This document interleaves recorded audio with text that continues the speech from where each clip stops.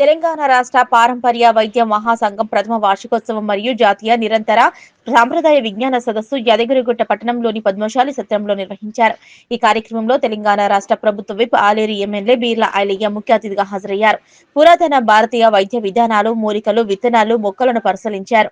ఆ తర్వాత కార్యక్రమాన్ని ఉద్దేశించి ఎమ్మెల్యే బీర్ల ఐలయ్య మాట్లాడారు. ఆధునిక జీవన శైలిలో అనేక రోగాలు వస్తున్నాయని, పురాతన భారతీయ వైద్య విధానంలో అన్ని అనారోగ్యాలకు పరిష్కారం ఉందన్నారు. మనకు ప్రకృతిలో దొరికే మూలికలు, మొక్కలు ఎన్నో రోగాలకు ఔషధాలుగా పనిచేస్తాయన్నారు. ఇంగ్లీష్ మందుల కంటే ప్రకృతి వైద్యం బాగుంటుందని ఎమ్మెల్యే బీర్ల ఐలయ్య అభిప్రాయం వ్యక్తం చేశారు. ఈ ఆధునిక జీవన శైలిలో ఎన్నో రుగ్మతులు, ఎన్నో రోగాలు వస్తున్నాయి. కానీ ప్రతి జీవి త్వరితగతిన నయం కావాలని చెప్పి ఈ మందులకు అలవాటై పుట్టిన బిడ్డ కాల్చిన సచ్చే ముసలి దాకా కూడా మందుల మీదనే ఆధారపడుతున్నారు.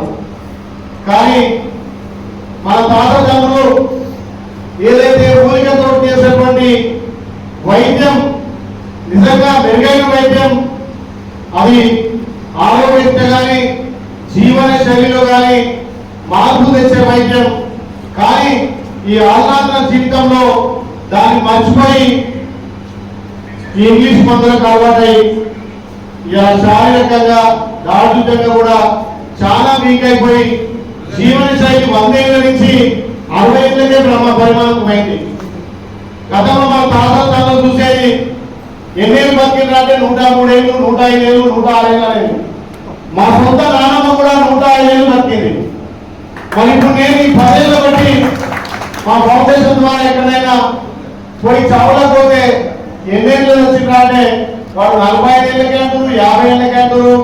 ఎక్కువ ఐఎస్ 60 ఏళ్ళ సాగు చూస్తున్నాం. అంటే జీవన శైలిలో మార్పు వచ్చేసింది. గతంలో మన తాతలు మీకు నేర్పించినటువంటి చెట్ల వైద్యం, దాన్ని కనుక మన ప్రజలు వాడి దాన్ని ఉన్నటువంటి మన ప్రభుత్వాలు కూడా వెలుగులో తీసుకొచ్చి మీ అందరికీ బాధ్యత ఇచ్చి గ్రామాలలో ఈ చెట్ల వైద్యాన్ని చేస్తే ఇంకా మన జీవన పరిమాణం పెరిగిపోతుంది. పుట్టిన బిడ్డ కాల్చిన షుగర్ వేయాలంటున్నాం. చాలా మంది 40 ఏళ్ళ 30 ఏళ్ళకే హార్ట్ అటాక్ వస్తుంది. మరి బాడీకి చూస్తే శారీరక లోపం వల్ల ఈ ఇంగ్లీష్ మందులు వాడడంతో పూర్తిగా బాడీ కూడా వీక్ అవుతుంది. ఆ తరుణంలో మీరు నిజంగా కూడా గత సంవత్సరం ఈ పారంపర్య వైద్యాన్ని కాపాడడం కోసం రాష్ట్ర నలుమూలల దేశంలో ఒక సంఘంగా ఏర్పడి మీరు మీ గ్రామాల్లో ఈ ప్రాంతంలో చెట్ల వైద్యాన్ని ఇంకా బతికిస్తుంటే చాలా స్వామి అదృష్టం మీరు ఉన్నట్టు. మీరు ఇంకా దేశ ప్రజలకు, రాష్ట్ర ప్రజలకు, ఇక్కడ ప్రజలకు సేవలు అందిస్తున్నట్టుగా మేము గుర్తిస్తున్నాం. తప్పకుండా మన ప్రభుత్వం కూడా మీ సేవలు గుర్తించి అన్ని విధాలా మీ సంఘానికి శాయశక్తుల నాతో కూడా నేను కృషి చేసి ఈ ఏరియాలోనే మన ఆలయ నియోజకంలోనే ఒక ప్లేస్ కూడా గుర్తించి సంఘం కూడా ఏర్పాటు ఢిల్లీ కూడా నేను తప్పకుండా ఇస్తానని చెప్పి మా దగ్గర వాసే మా అన్నగారు కూడా అంత మా కాన్ఫిడెన్స్ ఇక అన్న కూడా మా కాన్ఫిడెన్స్ అని చెప్పింది. కాబట్టి తప్పకుండా మీ ప్రభుత్వ పరంగా కానీ మా ఫౌండేషన్ పరంగా వ్యక్తిగతంగా నేను కూడా సేవలో ముందున్నా. కాబట్టి మీ సేవ కూడా మా ప్రజలకు అవసరం. మీలో ఉన్నటువంటి నైపుణ్యం, ఏ చెట్టు ద్వారా ఏ రోగం నయమవుతుంది, ఏ గడ్డ ద్వారా ఇవ్వడం దీన్ని అనేది దీని ఏమంటున్నా అడుగుల్లి. దీనివల్ల ఒకటి, ఈ చెట్ల వల్ల ఒకటి. గతంలో మేము చిన్నప్పుడు చూసేది ఏం కలిసిందంటే మా పెద్ద మనిషి ఉడుదాతో ఇట్లా 3 సార్లు మంత్రం వేసిందంటే మంత్రంలో రాదు ఆ చెట్టు ఆకు కొనల్లో ఆ చెట్టులో ఉన్నటువంటి రుగ్మతే అక్కడ తేలు పుట్టిన, పాము పుట్టిన ఇవన్నీ.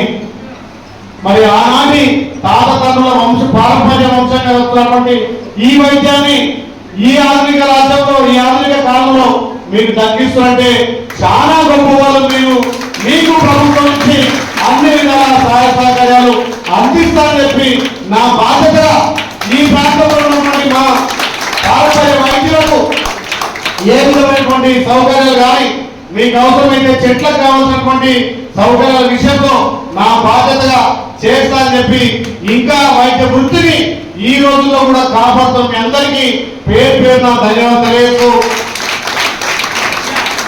ఇక మంచి కార్యక్రమం, మంచి రోజు, సంవత్సరం వార్షికోత్సవం. నిజంగా నేను రావడం కూడా నా అదృష్టంగా భావిస్తూ, నేను కూడా చాలా వరకు ఇంగ్లీష్ మందుల కంటే ఎక్కువ చెట్ల మందులను నమ్ముతా. చెట్ల మందులను నమ్ముతా. నాకు ఒకప్పుడు షుగర్ ఉందంటే మా గ్రామంలో ఒక ఆయన అదే మాట్లాడతారు, దాని చేను ఉంటుంది తిరుపతిగా అనుకో, 4 రోజులు తీసుకుంటే షుగర్ మొత్తం నయమైపోయింది. నేను ఇంగ్లీష్ మందులు షుగర్ వాడా. పొద్దులు లేవగా మా ఆవిడ మెంతులు నీళ్ళు ఇస్తుంది, మెంతులు నీళ్ళు తాగితే షుగర్ కంట్రోల్ అయిపోతుంది. అంటే ఇట్లా చాలా ఉన్నాయి. ఒక్కొక్క చెట్టుకు ఒక్కొక్క రోగం నయం చేసే గుణం ఉంది. కాబట్టి వాటన్నింటినీ వెలికి తీసి ఇంకా ఈ ఆదివారం సమాజంలో ఈ చెట్ల ద్వారా రుగ్మతులు తయారు చేసి రుగ్మతులను జబ్బులను నయం చేసే మీ అందరికీ ఆ స్వామివారి ఆశీస్సులు ఎల్లవేళలు ఉండాలని, మీ అందరికీ మేమే రకంగా సేవ చేయాలి, ఈ ప్రాంతంలో మీ పారంపర్య వైద్యానికి ఏ రకంగా మేము అందుబాటులో ఉండాలో తప్పకుండా మీ సూచనలు సలహా తీసుకొని ఇంకా మీ వృత్తిని ఆ బాధ్యతను కావాల్సిన బాధ్యత మా మీద, మన ప్రభుత్వం మీద ఉండాలని తెలియజేస్తూ పెద్దలు ఆహ్వానం నుంచి ఇక్కడ వచ్చిన వీళ్ళందరికీ పేరు ధన్యవాదాలు తెలియజేస్తూ, చాలా మంది ఇంటికారు కాబట్టి